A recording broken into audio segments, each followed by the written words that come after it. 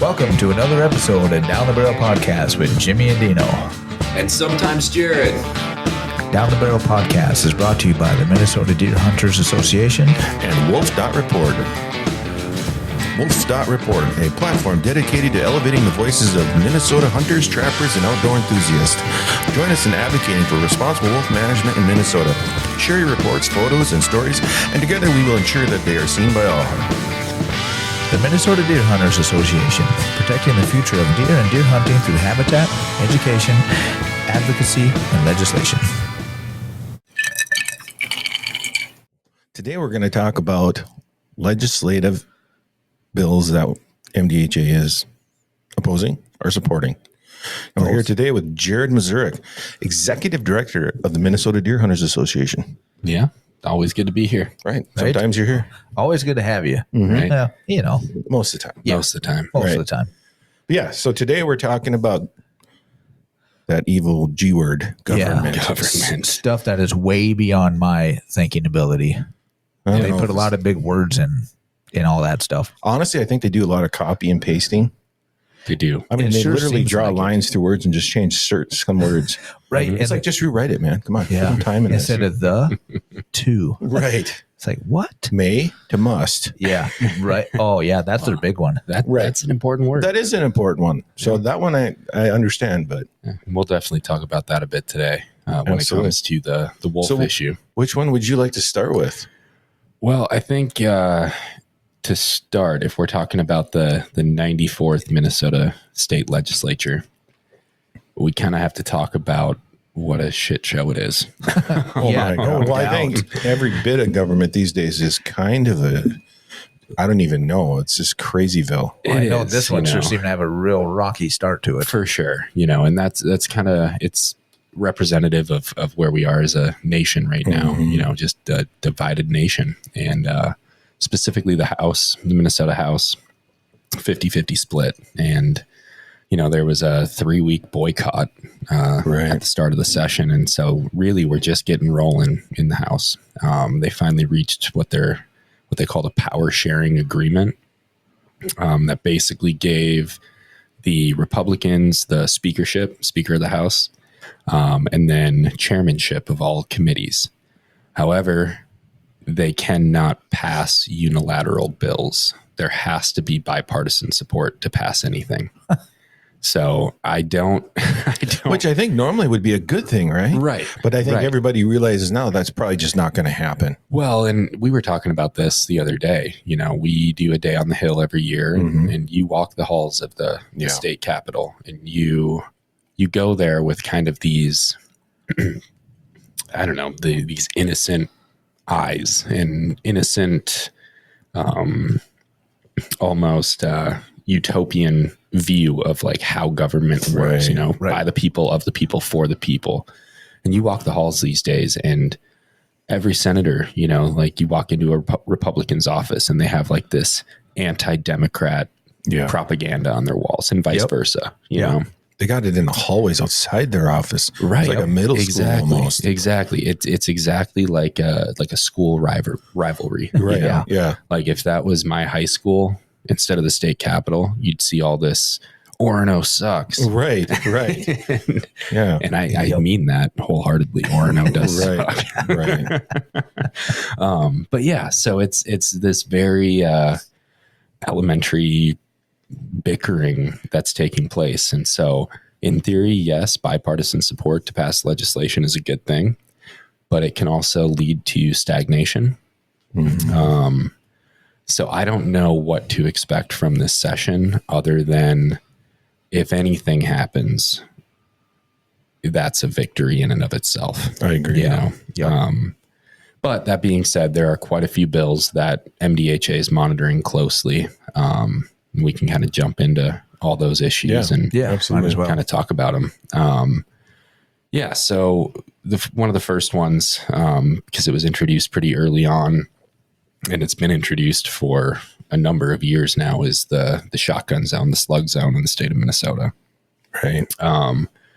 So we have a bill so Senator Drazkowski has been the lead author on this bill for years now, and he reintroduced it again this session with one significant change. So what this is looking to do is to remove the shotgun zone, make all legal firearms legal for big game hunting statewide. And that's how that language has read in years past. What it has changed this year is that it explicitly calls out that firearms will be legal statewide from a DNR conservation officer enforcement standpoint. However, counties have the option to limit what they allow within their county lines. Right. So at that point, it's up to the county sheriff's department to enforce any regulations that that county has imposed. Right. So Olmsted County is kind of the poster child of pulling out of this agreement. So I could very well see Olmsted saying, no, we're staying shotgun muzzleloader only. Okay. We're going to stay a slug zone. But now if you have somebody out there with their bolt action 308 and a DNR conservation officer finds them, they are not going to do any of the enforcement. They're going to most likely inform the individual, hey, you're within Olmsted County. That firearm is not legal here. We have to report this to the sheriff. Right. And now it's the sheriff's responsibility to follow up on that and, bring any charges that need to be brought upon that individual. So Olmsted County, is there any other counties that may? Yeah. I mean, it's kind of that area. It's the Olmsteds, the Blue Earth. And those are south of the cities, Dakota? right? Oh yeah. Yeah. They're all kind of that Minnesota, Iowa border territory other than the Bluffs. The Bluffs, there's less of a concern there. Right. It's more that flatland area where people tend to have strong opinions on it. So yeah, we're going to support that bill because that's what our members have called for, is to eliminate the shotgun zone. So we're going to support any bill that aims to do that or even get us closer to that. That being said, that county control aspect to it gets a little tricky. We hear all the time that the state of Minnesota is, 2,500 peace officers short as it is. Right. And now we're adding this enforcement responsibility onto an already understaffed and overworked police force. Right. I see this, if it passes, not having the enforcement capability to actually respond at the county level. But wouldn't that just affect a couple counties, though? It would. Yeah. In theory, right? In theory, if all the other counties signed on to it. Yes. But the other thing that this does is right now, the northern half of the state is all legal firearms. Right. But now you could have a county in the northern part of the state say, well, not us, Kitson County. Right. We're pretty flat here. Let's go shotguns only. And so that could happen. Yeah. But yeah, the goal is to see all legal firearms throughout the state. This is a step in that direction. So we are supporting. We have another bill about the shotgun zone that was introduced. And this one has to do with straight wall cartridges. Oh, yeah. Yeah. So this would allow straight wall within the shotgun zone. So that's your 30-30 or your 45-70s, your 30-30s, your 357s. Is a 30-30 considered a straight wall cartridge? It better be, because otherwise I'm going to sound like an idiot. It's not neck down. Well, it is a little bit. Is it? All right. So now you're 30. I think maybe you meant 350 Legend. There you go. Yeah, 350 Legend, we'll go 450 Bushmaster. That's what I 450 meant. Bushmaster. The basic ones. Yeah. But yeah, basically any cartridge that is not neck down to get those increased pressures for those longer distances. So that was introduced as well. We're supporting that one because, again, it's a step in that direction that our members have asked to see. Yeah, I would. All the other states have done that, have went to that, or the majority of them, Ohio and Iowa being the big ones, that push for the straight wall cartridges. Yep. I mean, in my mind, that would be an easy go-to right away. And, to get the support of the shotgun zones to where you can still use your shotgun, you can use straight wall cartridge, type deal. So, I mean, I'd like to see that personally. Yeah. As a good step. Right. And being up north, obviously, it doesn't affect us a whole lot. But I mean, MDHA has a good membership base down there in that area. Our largest chapter in the state is down there. Right. Yeah. So, I mean, that's where we get those opinions from. Yep. Is the people that live in those areas. Right. And personally, I'm a firm believer that if you get a kid that mows lawns all year, saves up for their first firearm, that firearm should serve them in any scenario that they would like to hunt in. Right. Yeah. So if they're living down in the southern part of the state and they can only use a 12 gauge slug to harvest deer, well, that's probably going to be their first purchase. But now maybe, Uncle Bobby wants to take them on an elk hunt out west. Now what's he going to use? So let's get them a firearm that's going to serve them. You can use a rifle down there to kill coyotes, right? You can use anything down there to kill coyotes. So, people are using deer. them. Yeah. Right. And they're probably using them at night. Right. I mean, so it's already happening. Yeah. It is. So, yeah. And, we hear it all the time that it's a safety issue. It was never a safety issue. It was a deer harvest issue. They wanted to limit the amount of deer harvested in that area. Well, that's the part of the state that we need more deer to be harvested at this point, especially with the reaching that tipping point of CWD down in the southeastern part of the state. Exactly. So, yep. So we're supporting those. Hopeful that at least one of them will make some progress this year. They're both in committee right now. So we'll see. Yeah. Well, those of our Southern members who support that, make sure you are heard loud and clear, especially if we have any kind of Day at the Capitol events this year. That's right. Yeah. Yeah. Another issue that we're monitoring closely is crossbows. Right. So our members narrowly voted to approve crossbow use during the regular archery season for all ages. Right. So that's what we're advocating for. The original legislation that passed 2 years ago is set to sunset in June of this year. Mm-hmm. So there's a bill that was introduced that would remove that sunset clause, basically making it permanent. Mm-hmm. It does have bipartisan support.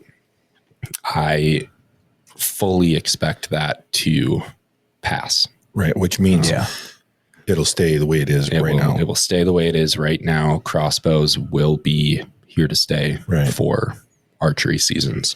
Yep. Yeah. So I think that's inevitable. But we'll see. Yeah. Anything is possible. Yeah. It's hard to say. I mean, I haven't heard a lot other than some whispers that, like you said, it seems like it's going to stay, but it'd be nice if maybe they would put a little thought into it and come up with a way to track that a little better if they did leave it the way it is. Right. Yeah. Well, and hopefully once it, sunsets, then the DNR will take, in the initiative to track it a little bit better and whatnot. Right. Because I think data will help.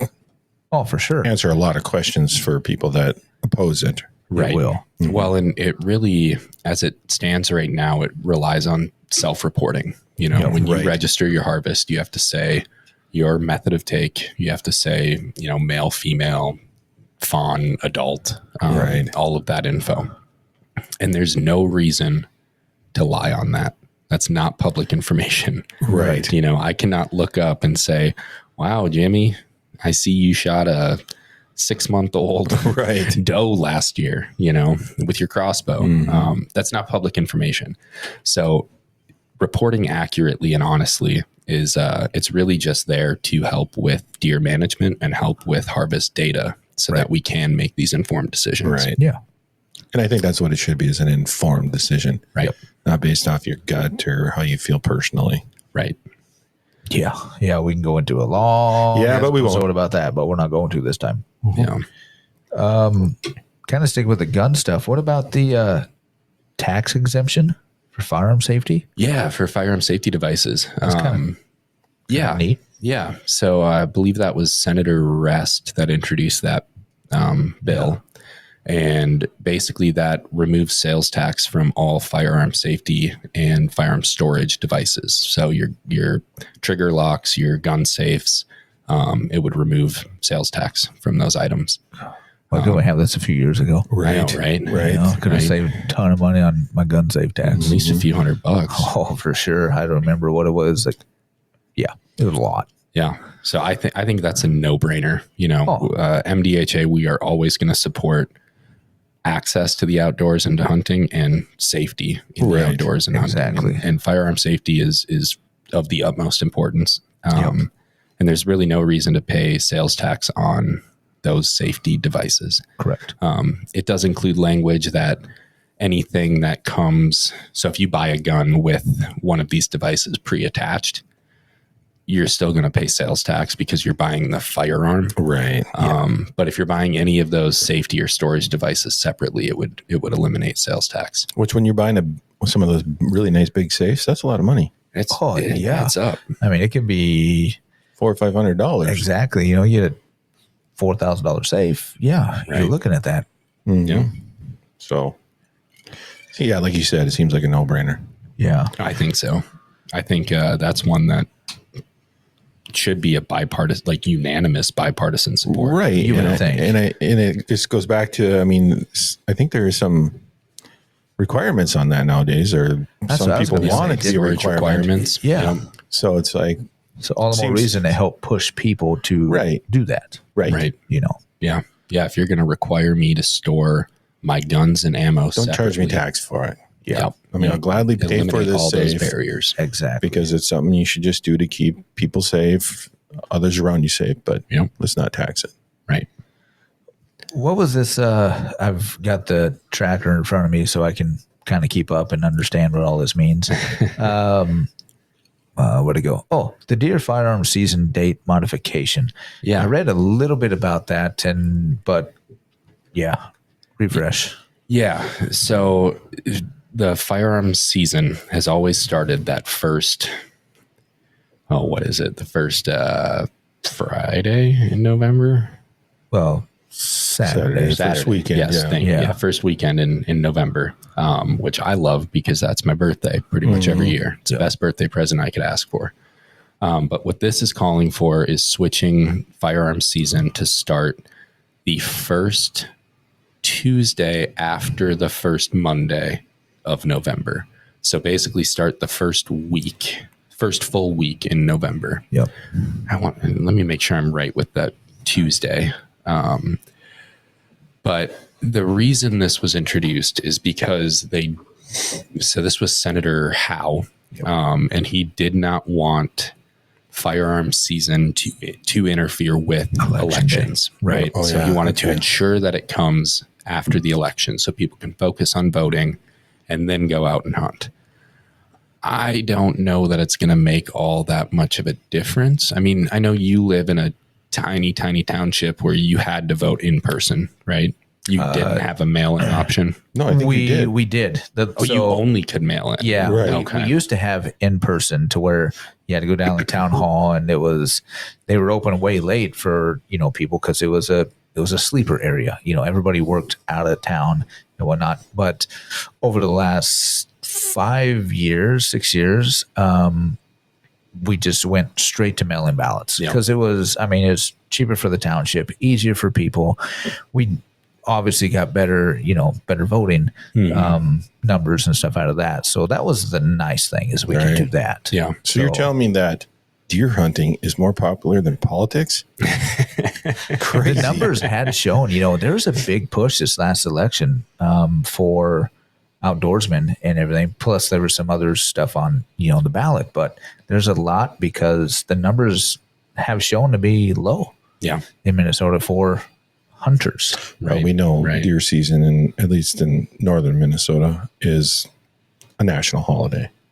Right. State holiday. State. Yeah. No, it's time off of school because of conferences right now. It's deer hunting. Yeah. Well, and to clarify, so this would change it to be firearms season would start between the first Tuesday after the first Monday in November and December 15th. So that sounds complicated. So it could start as late as December 15th. Wow. Sorry.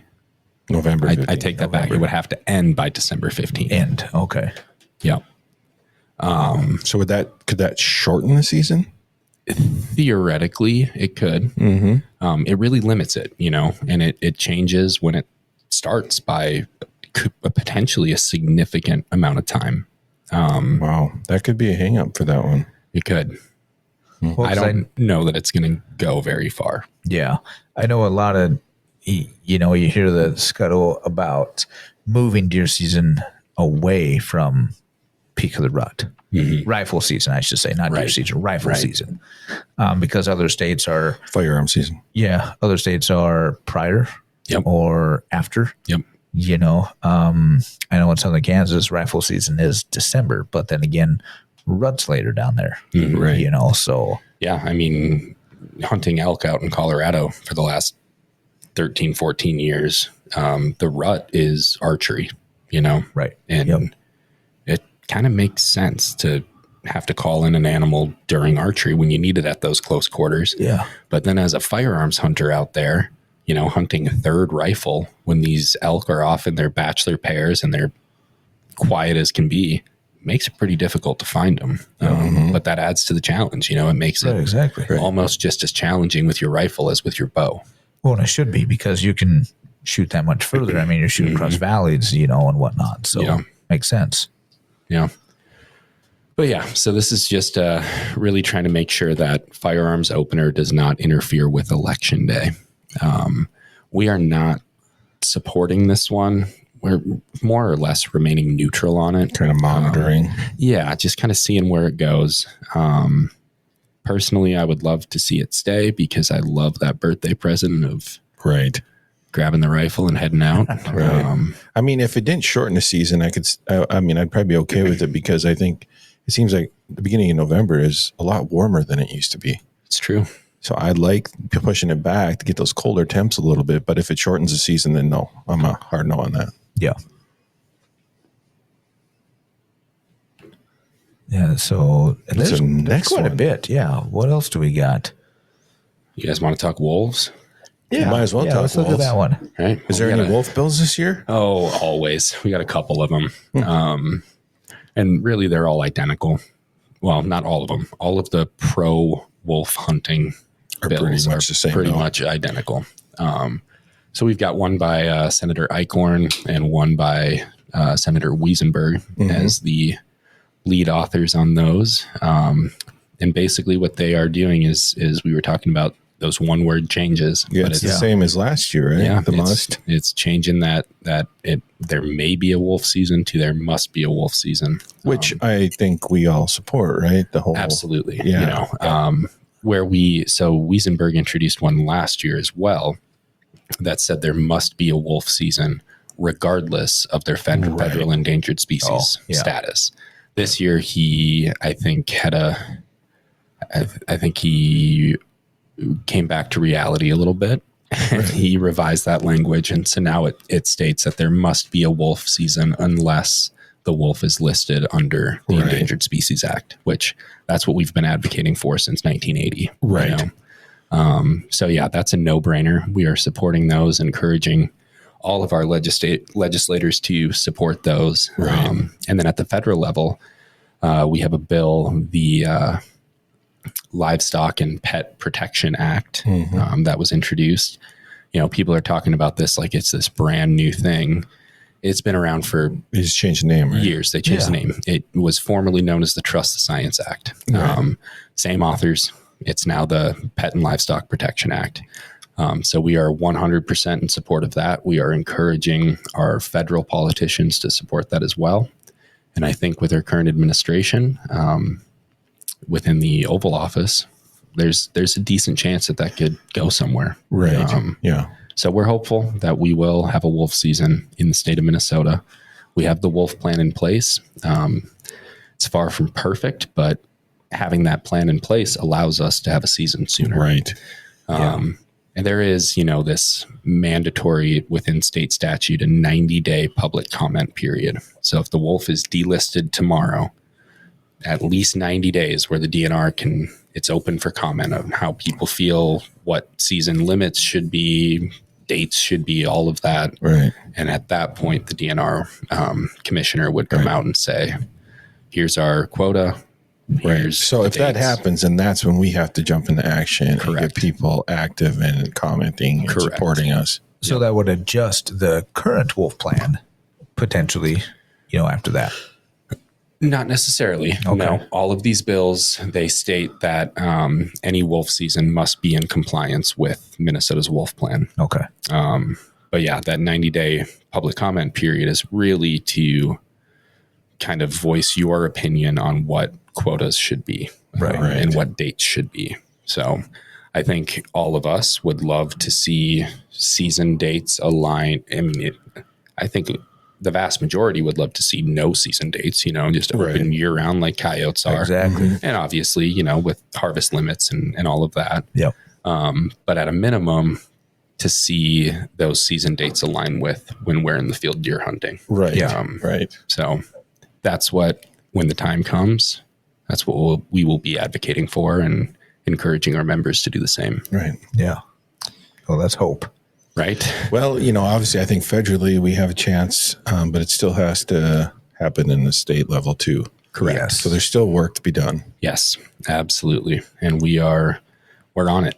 We're working night and day on trying to make sure that happens and happens soon. Mm-hmm. And I think that's where those relationships that have been built since 1980 will come in handy. Mm-hmm. Working with those people that make these decisions. Right. They might actually take our meetings. Right. Exactly. Yeah. And that's where, like you said, those old relationships, but also the new ones, the new partnerships. MDHA, we just started working with SCI, Safari Club International, specifically on this wolf issue. And, they're a large, thriving organization. We're a large, thriving organization working together that just amplifies our voice. Absolutely. Right? Yep. Yeah, I'm really looking forward to that because they're all on board with, the whole getting the wolf management to happen in Minnesota. Yeah. They're a good crew. Mm-hmm. So outside of wolves, what do we have? I was just kind of looking at this one. I don't know, drones.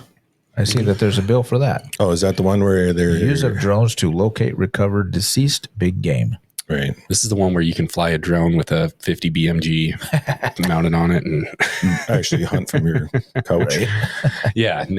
This one, we do not officially have a position as of yet. We have our corporate board meeting coming up in a week. And that's where our every single chapter within our organization will vote on this issue because we have not previously had a stance on it. But basically what this is saying is anyone with, and I don't remember the exact name of the certification or the license, but it's basically a small unmanned aircraft like license. remote pilot license. Thing Through the FAA. Yeah. Will be able to use unmanned aircraft drones for the recovery of deceased big game. Right. I think in terms of eliminating wanton waste, that's a great thing. It works. Right. And we've supported the use of tracking dogs to recover big game because we want to eliminate that wanton waste. We want people to have a successful hunt. That's what keeps you coming back. Right. We don't want to feed the coyotes and the wolves. Exactly. Mm-hmm. Right. Where this one gets a little bit tricky is from the enforcement side of things. Now you see a guy flying a drone from his deer stand. Is he actually trying to recover that animal or is he scouting? Right. And how as a CO, driving. right. And as a CO, how do you enforce that? And I think requiring that FAA license will mitigate a lot of that. Well, I think it gives the COs a tool. Right. They can ask. Can I see your license? Right. Show me your empty cartridge. Right. Show me the blood trail. Exactly. Yeah. What leads you to believe you actually shot a deer, Right. And you do have to give them those tools. And I think it also opens the door for a new type of industry within the state of Minnesota. We have the trail hound business now that you get these amazing people that train these dogs to recover your deer for you. Well, now you can hire somebody to fly a drone for you as well. Yeah, drone hounds. Drone hounds. And they're going to be the ones with those FAA licenses. Exactly. Right? So, I mean, it could be a business venture for some people as well. Right. You know, for sure. And then that way you might not have, I mean, obviously you're going to have people that do it anyways without the FAA license. Right. But then that's where you're going to get some hunter harassment and you just get some drone shot, you are. I don't know. I think it's a good idea. I personally think why not? Yeah. And I personally do as well. And I say this all the time, you create laws with the intention of people following those laws, right? Those laws are in place to help the general public. Yep. People who break laws are gonna break laws. Right. You don't design laws around criminals. Exactly. Right. So I personally think it'd be great. Yep. But I don't vote. I'm the executive director. Our members vote. Right. Right. So we'll be voting on this on next Saturday, and then we'll take a stance. And When will we know what the vote is on that one then? Saturday. From MDHA. Saturday. So maybe on an upcoming episode of Down the Barrel, we can let folks know. I'm interested in buying a drone and get my license and starting a little. I've taken the class. Call me up if you need me to find easy. We'll start you with like a little RC car. Boom. Yeah, pretty much. Yeah. In an empty parking lot. There you go. Yeah. No, it's good. It works. Yeah. I'm all for it. As long as it's done with the license. Right. Exactly. Right. And I'm glad they put that in there. Who is the sponsor of that bill? That's Wiesenberg. Wow. Yep. Okay. Nathan Wiesenberg. Another one I sponsor. Yeah. Or support. What's next, team? Yeah, I don't know. I'm trying to read through. I don't know which ones we want to cover. There's quite a few. I mean, what is there here? Well, there's a decent amount on the increased regulations on cervid farms that passed just 2 sessions ago. But they're trying to back off those regulations. Yeah. So let's talk about some of the ones that MDHA wants to oppose. Yeah. Right. Yeah. So basically anything that is trying to backtrack on those increased regulations we got passed. We are opposing that 100%. Yeah. The biggest one is, so we got the oversight of captive deer farms transferred from the Board of Animal Health to the DNR. There's a bill introduced this session that would transfer that authority back to the Board of Animal Health. Right. It's a terrible idea for a number of reasons. One, we just got it transferred to the DNR. Let's give them a chance here. Let's let them prove that they can do this and they can do this effectively. And 2, we have a historical record of the Board of Animal Health failing to do that job effectively. 2018, there was a legislative audit that was published specifically on the Board of Animal Health's oversight of deer farms, and they failed. Right. They failed it. And another reason, this already saw a hearing at the Capitol, and the Board of Animal Health testified and said, we don't want it. Right. Unless it comes with a lot of funding to do it. Right. Yeah. And there's no funding for them to do it. Right. Yeah. And so basically this bill would cost money for the funding to do it. And the bill, then another one, I don't know if it's the same bill or another one, requires the state to pay for any requirements these deer farmers may have to protect the wild deer. Yeah. That's another bill, right? Is that the same bill or another There's bill? another one that it's more of the what's the word I'm looking for? The inspection process of the deer farms themselves and the fencing. Okay. So the DNR is currently doing those inspections. This would put that back on the Board of Animal Health to do that. Okay. And yes, is calling for state funding to cover some of those repair costs. Which doesn't make any sense. No. I mean, so say I've got a cattle farm and I've got fences, right? Mm-hmm. So I've got miles and miles of fences, and the fences are getting old, cattle getting out on the highway, whatever the case may be. So why should taxpayers pay for me to fix my fences to keep my cattle in? Mm-hmm. I mean, I don't see anybody going, yep, we need to pay to get his fences fixed or anything like that. That's, as part of a business owner and a rancher, that's my job, is to keep my cattle in, my money in, because they get out, they get hit, they get stolen, who knows, but it's my job to keep everything in. Well, and that's the thing, a lot of people in this country pride themselves on the free market economy, right? Yeah. And if a business is going to make it, they need to make it based on their own merits. Right. Right. Mm-hmm. Why should this be any different? Right. And I just think of it as, I don't know why these senators are supporting this bill, trying to spend our money to support a smaller industry like deer farms. Any industry. I mean, well, yeah, to that, respect. well, yeah, because the state makes rules on every industry. Right. It's just the way it is. Yep. Yeah. Every industry needs to be regulated. And I think it's a bad precedent to set, saying if the state makes a rule to protect whatever, they have to pay for it, not the industry that's actually making money on that industry. Right. Right. Mm-hmm. Yeah. It absolutely doesn't make sense to me that this is even it's even a bill. It's even an option out there. No, it was a huge win for conservation. Every single major conservation organization in the state of Minnesota, MDHA, Backcountry Hunters and Anglers, Sportsmen for the Boundary Waters, Pheasants Forever, Trout Unlimited, everyone supported these increased regulations on deer farms. They supported turning oversight over to the DNR. They supported the increased fencing requirements that prevent nose-to-nose contact between wild and captive deer. We did that because that is what conservation organizations are here to do. Oh, wasn't just you and MDHA? No, no. But we are here to conserve wildlife. We're not here to conserve industry. And when we can help out a small business, great. But our goals are not always going to be aligned. Right. We're here for the wild deer. We're here for the hunter, the average hunter in the state of Minnesota. If the decisions we need to do to support that mission don't align with your small business, I'm sorry, but that's the way it falls, that's just the way the world turns, right? Move on. Yeah. You wouldn't be able to do anything if you were trying not to, offend somebody. Right. They don't want the state and government to tell them what to do, but they want the state and government to give them money to do it.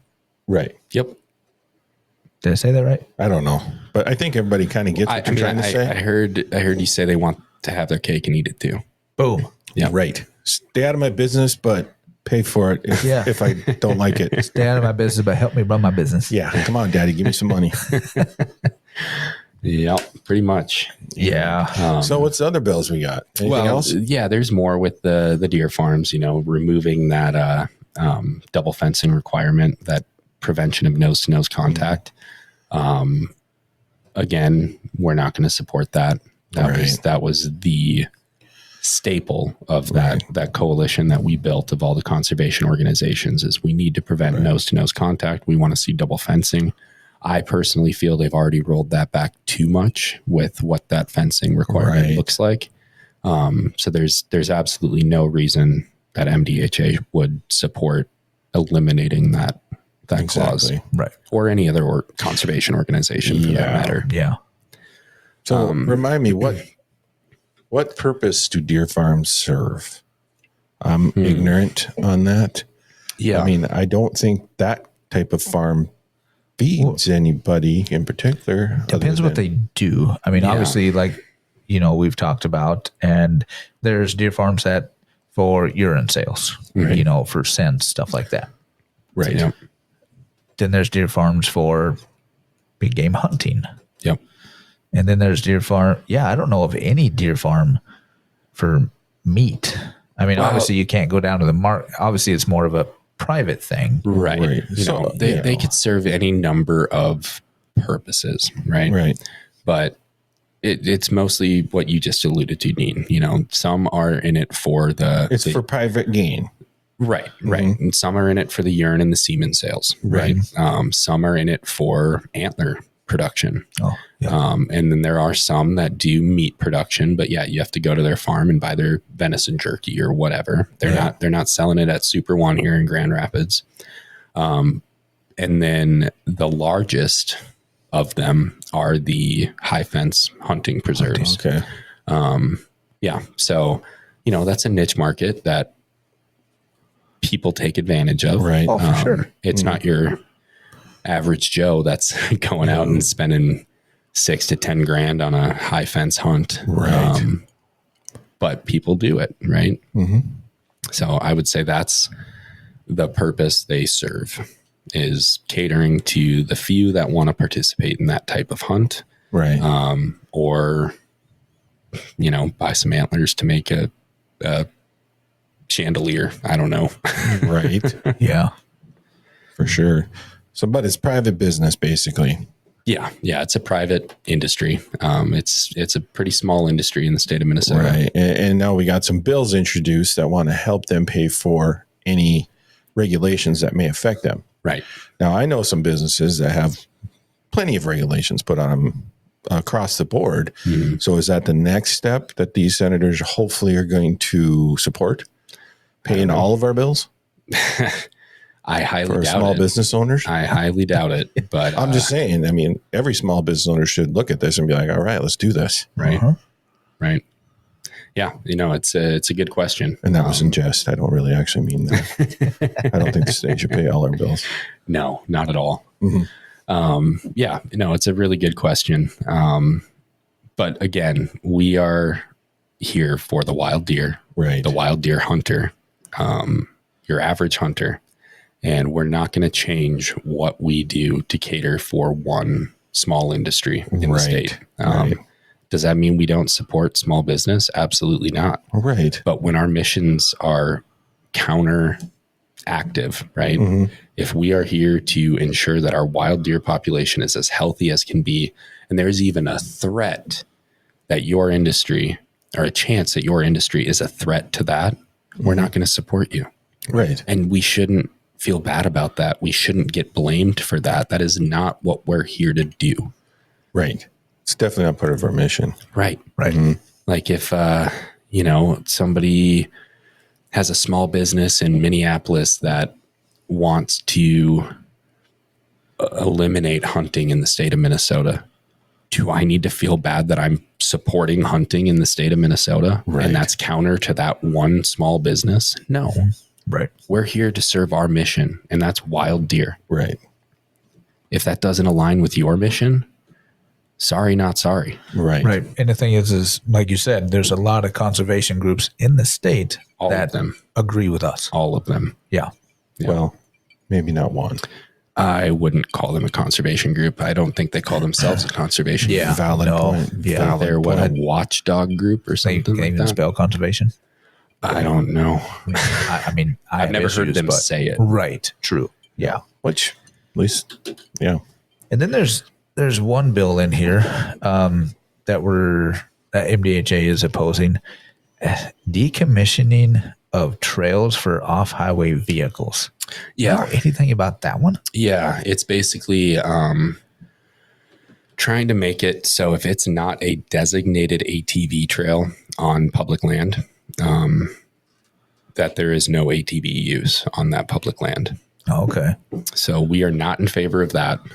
We think all of our state lands are available, should be available for our citizens to use in the way that they see fit. So yeah, that's kind of the gist of that one. Gotcha. It's eliminating that ATV or off-highway vehicle use on public lands. Okay. Yeah, we definitely. And we're opposed to that. We are opposed to that. Yes. Right. I just want to reiterate that.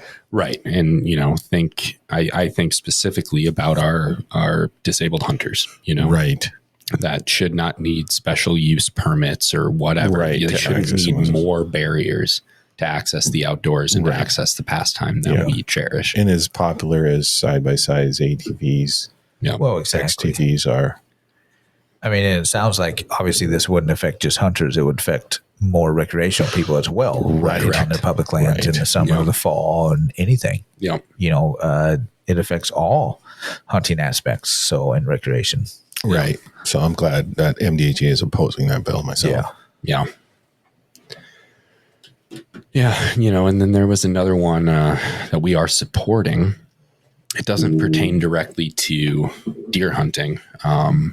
But basically they're changing, this bill would change the age limit at which you need to purchase a license for specifically fishing and small game turkey hunting. Okay.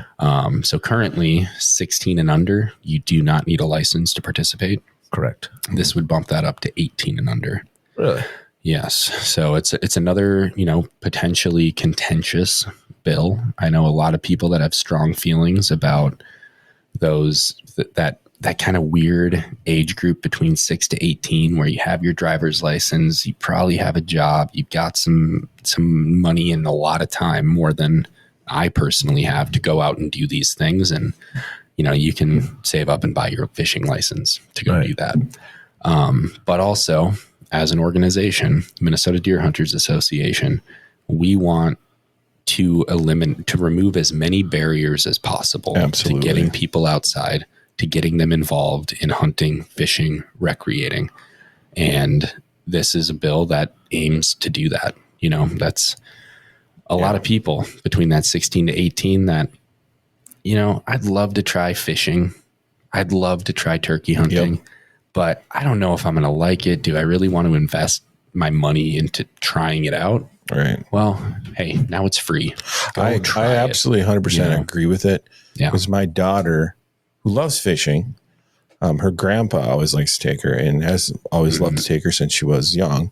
And when she turned 16, it was another thing. They had to stop now and get her license and make pay sure for you have it. Yep. just to go fishing with grandpa. So I fully support, when you're 18 or over, absolutely you should be responsible. But to me, personally, I 100% agree with it. Yep. They're still kids between 16 and 17. Right. Yep. I would agree with that as well, because I foot the bill up until kids are 18 to, it's like, oh yeah, you need your fishing license. One more thing to try to remember, before we go. And it's like, you got to get the wife's fishing license, got to get the daughter's fishing license. And it's like, man, it is a drain on families. Yeah. It should be 18. Yeah. You're responsible. You're a legal adult. You're responsible. Go buy your own license. Yep. And you know what? If you get caught, I'm not liable. Right. I'm not the responsible party. Yeah. And you can spend the night in jail. Exactly. Hank. Whatever comes along. Hank. He's going to listen to this in the future. Like, thanks, Dad. Right. Any other bills? Did we get them all? Those are by far the vast majority that we are currently monitoring. Obviously, I think the most popular are the most ones we hear about: shotgun, wolves. Crossbow. Well, crossbow, is getting more contentious. But honestly, I think there's a lot of support to just allow crossbows. Don't take away a right. I hear that more, I think, than anything. Oh, for sure. Right. Yep. Right. And, there's more so when I say monitoring, these are the ones that are progressing that we are also monitoring. We have a full-time lobbyist at the Capitol. We are aware of everything and anything that is introduced that has to do with wild game, hunting, the outdoors, any of that. So there's a lot more we could talk about. There's been bills introduced about elk depredation payments and things like that. Yeah. But they're really not progressing at this point, and it's not really worth talking about. These are the ones that we are focused on at this point. Yeah, these could go somewhere, and more likely you're at least going to get a hearing or a vote, more or less. Yeah, I think everything we have talked about at this point has been referred to have a hearing, has been referred to a committee to be taken up in a hearing. So nice. Yeah. So these are the ones to watch. I don't know. We can probably include a link. I'm sure you could include a link to wherever this is posted that would show, the actual Senate file numbers and all of that. Yes. It is on our website, or will be on our website. It's going to be on our website here. If not this week, next week. Yep. And that'll have hyperlinks to the actual files. It's going to have hyperlinks. So you can follow along with what's happening, who's supporting, and it'll even be color coded to what MDHA supports. That's coming to the website, kind of our MDHA watch list. So if you can't remember everything we talked about, just mndeerhunters.com and you'll be able to see most of it. Perfect. Yeah. Cool. And it kind of, at this point in the game, feels like we're a little bit behind on that than we would normally be. But look at the legislature. Right. There was a little bit of delay. Exactly. So this session that is a budget year that should have started pretty early is off to a very slow and rocky start. Right. Exactly. So kick back, get some popcorn. Yeah. Watch the show. Yeah. Watch the paint dry. What you want to support and oppose what you want to oppose, and we'll try to keep you informed the best we can. Yeah. And with that, MDHA has, like you alluded to earlier, corporate board coming up. Yeah. that's next week? That is next week. Yeah. That is Saturday, February 22nd. Thank you. So corporate board it's the biggest day of the year for Minnesota deer hunters. The month of January, I travel the state and I hold regional meetings in every nook and cranny of Minnesota. And we talk about, about what we're talking about tonight. What are some legislative issues that might come up? What are some legislative initiatives that our members would like us to try to get introduced on the Hill? And from there, our members go back to their chapters. They vote as a chapter based on the size of their chapter. They have what we call voting strength. If you compare it to the Electoral College, that's like their number of electorates, right? That's how many votes their chapter is worth, for lack of a better word. And then that all culminates this year on the 22nd, where that chapter comes up. Their delegate casts their vote on behalf of their chapter. And based on their voting strength, it could be, let's go Hibbing, because I just looked at theirs today. They have 10 votes, right? So our Hibbing chapter, they cast their 10 votes on each of these initiatives, as well as our board or executive board elections. So they get to vote, 10 votes towards president, 10 votes towards vice president, et cetera. We tally all those votes, and that's how we set our agenda, So the people out there that like to say, liberal Jared with MDHA is advocating for X, Y, and Z, I don't even get one vote. Right. I am seriously given a mandate from our chapters. Right. I could 100% think that using drones to recover deceased big game is the worst idea in the world. But if our chapters say it's the best idea in the world, guess where I'm going to be come Monday? Right. At the Capitol, saying we need to allow drones to recover big game, because I'm not some radicalized, environmentalist person here, advocating for my personal beliefs. Right. I'm here representing the desires of our 20,000 members around the state. Right. So I wish more people would realize that. But yeah, that all happens Saturday, the 22nd. It's a fun, long weekend. We have an executive board meeting all day Friday, little social Friday night. That's usually a lot of fun, catching up with people from around the state. And then all day Saturday is corporate board, and we're voting on some pretty serious issues that would impact every hunter and conservationist in the state. And then it all culminates Saturday night with our annual state habitat banquet, where we raise money for habitat projects around the state. Right. Yeah. That's pretty cool. Yeah, it's a good time. Yeah. It's a great process. It is. Is it perfect? No, but it's modeled after our federal government. So if you don't like it, leave it. Right. Pretty much. Yeah, exactly. But the important thing is also you go around the state in January and have 12 meetings, 13 meetings, throughout the whole state. Yeah. It's crazy. Talk about a vast majority of these topics. Yeah, exactly. And then, end of January, I crawl down my driveway and I reintroduce myself to my kids. Right. I kick what's his name out of my bed and say I'm home. Take my wife back. Right. Daddy's home. I'm back from the wolf meetings. Oh man. Yeah. No, but no, it's a lot of fun. I truly do enjoy the month of January and going around, because every part of this state is different. Just last year, this year the schedule worked out a little better, but last year I remember I was in Thief River Falls on a Monday night, and the Thief River Falls bunch, they keep you up pretty late. Yeah. And then I had to be down in Rochester, I want to say, Tuesday afternoon. Like, so there's a lot of travel, and you know, the conversation you have up in Thief is a hell of a lot different than the conversation you're going to have down at I was going to ask about that. And that's, you know, that's another aspect to this whole thing is we're running a statewide organization. Even within our organization, we're going to have stances that a crew like Thief River Falls is going to say, yes, we want to see this. But then you go to Rochester, you're opposite corners of this state. They're going to have a very different opinion. Or they might not even care about that exactly, issue. Right? Exactly.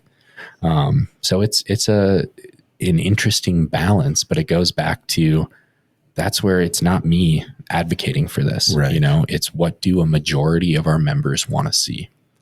And I love it. You don't just run down to the Capitol and voice your own opinion, anything like that. I have never once in my life done that. I'll be damned. Really? Right. Even though you wrote the Wolf Plan? Yeah. I mean, didn't we talk about this already? Oh, I'm sure we probably that Wolf Plan was published in November, and I started in January of the next year. No, I swear it says on top of it, Jared's Wolf Plan. Must have been a different. Actually, I haven't been able to find that copy yet. I've been looking for that copy everywhere, but I can't find it. It's weird. No, it's just the official Jared's Wolf Plan is just a picture of me on the cover. It's like my face with a wolf body. Right. Yeah. Yeah. In somebody's library. I don't know. Some weird library. I guess. Right. I don't know. Well, there's a lot of things going on. Yeah. What are we MDHA doing this week yet? This week, we will all be at Duluth Sport Show. Yeah. The Deer and Turkey Classic part of it. Duluth, Yeah. So swing by, say hi. yeah, it's a great show. A lot of stuff to see. The cool thing is that the show is so big that if you don't see it all the first day, you can come back the second day for free. Wow, I didn't know that. Yeah, they've been advertising all week. I guess I'm just using theirs. Yeah, deal. And there is a lot of stuff to see. I mean, it goes from you can bring the mom. Minnesota official measures will be there to measure your mounts and stuff like that. So that's one aspect of it. I do know there's a few gun sales and stuff that are there, conservation groups. Obviously, MDHA also will be there. DUPF Trappers organization. Trappers, the Trappers. That is a really cool booth. Yep. So we've got that, and then it goes all the way down to fishing guides, to boats, campers. I do know our buddies from Freshwater Outboard. They'll be there. So that's kind of cool. Yeah. And it's just a really nice show. Well, and there's really good, seminars and there is demonstrations, and they're not having the water skiing squirrel this year. They've got some like acrobatic archer shooter. Yeah, that's shoots like cool. upside down with their feet or something. Yeah, and then they do have the trout pond. Yep, I believe that'll be there. Wheezy Outdoors, they'll be there doing some seminars. So it's always good to say hi to those two. Yeah, so we'll be there. It's a really good weekend. Yeah, it'll be fun. Come on down, sign up for MDHA membership, and we got all kinds of good free gifts. Yeah, we do. Yeah, what are we giving away? Well, we got domain seed, a couple different ones. So if you sign up for membership, you can choose. I think it's Big Sexy and Comeback Kid. Comeback Kid, I think. Yeah. Yep. Or we have a nice hunting knife, the gut hook. You can choose that, or a free Onyx Elite membership. Yeah, for a year. Yeah. And all you got to do is sign up for a membership, and you get your pick. Yeah, your pick. Yeah. Yep. And then on top of that, we have our Chevy raffle tickets. Yep.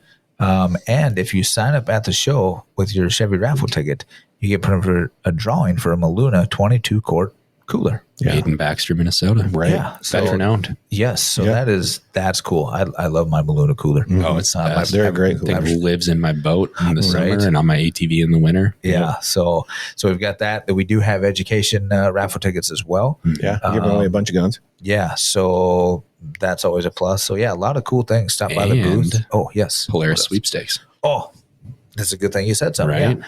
Hunting That's and what I'm hauling. here for. Hunting in Holland. That's what I'm sometimes here for. Sometimes, yeah. Yeah, so the Hunting and Holland sweepstakes, scan the QR code. We've got some information on that. Yeah, you can win a Polaris side-by-side outfitted by Colpin, and it comes with a Flow aluminum Cargo Max trailer. Yes. And a Husqvarna electric chainsaw. Yep. just for kickers. Always forget about that chainsaw. It came with the chainsaw mount. We figured why not throw Why in a not chainsaw? throw and why not go with Husqvarna? I mean, I know there's a lot of steel guys out there, but whatever. If you're a steel guy, Too bad. Cancel your membership. We don't want you. I'm just kidding. I was going to say that. Well, I got to cancel my Remember membership. fighting words, man. Right. Yeah, I looked right in Dean's eyes when I said that. I don't have anything electric yet. Well, it doesn't have to be electric. No, You just can't say steel. Okay. All right. I got you. So come visit the booth. There's a chance you could walk away winning something. Because I think everything that we're giving away is going to be given away in the next few months. That's right. I think the latest one is the side-by-side. Education. Education. Yes. No, that I one's believe in it. June. Okay, so we're giving away the side-by-side. We're giving away a cooler. We're giving away a Chevy pickup truck. Yeah. And we're a giving bunch of away guns. like 30 guns. 35 prizes on Yeah, that. 35 prizes or something like that. Yeah. Come down, sign up. And And say hi to us. say hi. Say, hey, what's up? Yeah. Yeah. Check us out. You know, Ask me what I really Take think us out about to dinner. anything. Right. Take us out to dinner. Right. I mean, we'll sign foreheads. We will. That's right. Yes. DTB. Just remember, we're also down the barrel. Right. We'll be there kissing hands and shaking babies. That's right. All weekend long. Yeah. So just come on down, sign up for a membership. You're bound to win something. Exactly. And if nothing else, you get something for free. Right. Absolutely. When you come I'll down give you and a sign up. brochure. Yeah. Even if you don't sign up, we'll give you something. Right. Might even give you a magazine. Oh, there you go. Come Koozies. by and grab a koozie. Right. Everybody can use koozies. While supplies last. While Well, supplies supplies last. And they're blaze orange. You won't lose them in the snow. Exactly. Mhm. Nope. That's awesome. Yeah. Yeah. We'll be there. Absolutely. Come say hi. Please. And feel free to ask us about anything we talked about tonight or any other bills. We'll give you our opinion Right. and we'd love to talk to you. Yeah. And I think, do they sell drinks there? Oh, They do. So you can buy us a drink too. We'll drink it after the show. Right. I didn't say alcohol. God, you guys. I like Mountain Dew. Oh, there you go. Yeah, that is true. Jeez. Can't I take you tell guys ya. anywhere. Nope, you can't. You cannot. All right, so I think that's it for this show. Yeah. Until next time, Right. we'll come up with something. Oh, we got a couple guests lined up. We do. We just got to square away the details. We do. We got SEI coming up. Maybe. Hopefully wildlife research. Right. Yeah. So Seems we like got. there's somebody else. Ooh, Don't- maybe some outdoor news. Yes. Yeah. But yeah. I don't know. We're working on it. Hey, you want to be a guest and come on DTB? Right. Shoot us an email. Shoot us a text. Yeah. We'll make fun of you. Right? I mean, talk to you. Maybe you got something cool to talk about. Right. We'll talk about it. You can learn us. Yeah. Right. Bring Jim a Mountain Dew. Bring me a cold Mountain Dew in a can, preferably. Yeah, he does prefer cans. Right. Yeah. All right. Cool. I think I will that see you guys covers it at the Duluth Sport Show. this weekend. The Minnesota Deer Hunters Association has been building our hunting and conservation legacy over the past 40 plus years through habitat, education, advocacy, and legislation in Minnesota for Minnesota. The Minnesota Deer Hunters Association and Wolf Report proudly sponsor this podcast. However, please note that the opinions, topics, and guests featured may not necessarily align with the views, beliefs, goals, or missions of our sponsors. The views expressed by Jimmy and Dino and podcast guests are solely their own and do not represent the Minnesota Deer Hunters Association and Wolf Report.